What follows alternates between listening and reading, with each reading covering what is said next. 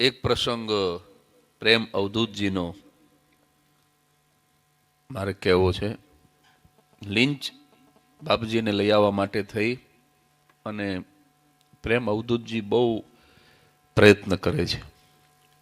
પોર બોલાવ્યા, નડિયાદ બોલાવ્યા, કપડવંજ બોલાવ્યા, વડોદરા બોલાવ્યા.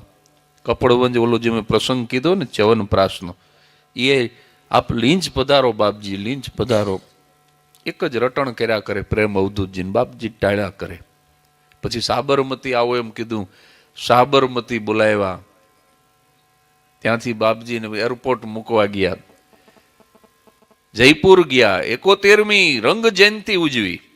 જયપુરથી બાપજી દિલ્હી ગયા, દિલ્હીથી હરિદ્વાર ગયા અને 13 દિવસ હરિદ્વારમાં રહી અને કારતક મહિનાની 14 પોતાની લીલા હંકેલી લીધી. પણ જે રીતે બાપની પાસે દીકરો રેસાઈ શકે એના કરતા વધારે અધિકાર સદગુરુની પાસે શિષ્યનો હોય છે. પ્રેમ અવધૂતજીને બહુ આઘાત લાગ્યો અને ન આવ્યા એનું પારાવાર દુઃખ. અનાજ છોડી દીધું. એમ કહેવાય છે કે લીંબુનું પાણી કે ગોળનું પાણી બહુ આગ્રહ કરો તો થોડું લે. અનાજનો ત્યાગ કરીને 1 દિવસ, 2 દિવસ, 3 દિવસ, 18 દિવસના ઉપવાસ કર્યા. અને 18મા દિવસની રાત અને મધ્યરાત્રિએ સપનામાં બાપજી આવ્યા.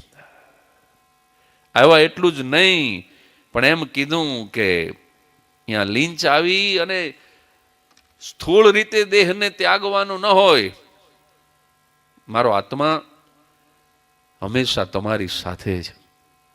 અને સાહેબ 122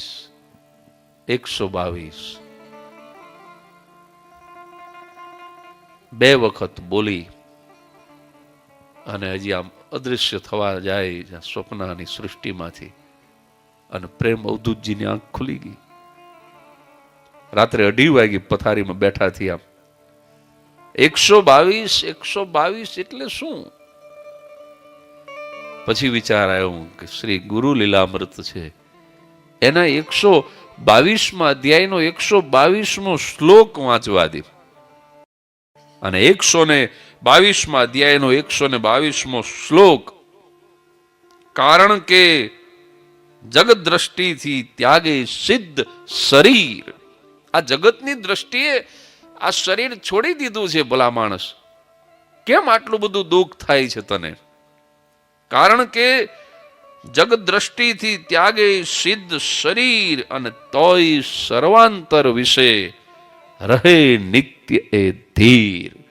અમે દરેકના હૃદયમાં, દરેક પ્રદેશમાં જ્યાં જ્યાં મને યાદ કરશે મારા બાળકો, હું ત્યાં છું. અને સાહેબ શિષ્યના દુઃખને દૂર કરી દીધું.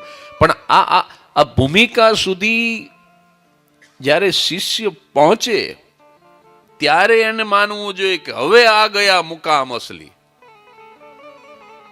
હવે હું અસલ મુકામે પહોંચ્યો. એટલે વિપુલભાઈને વિનંતી કરું કે અબ આ ગયા મુકામ અસલી.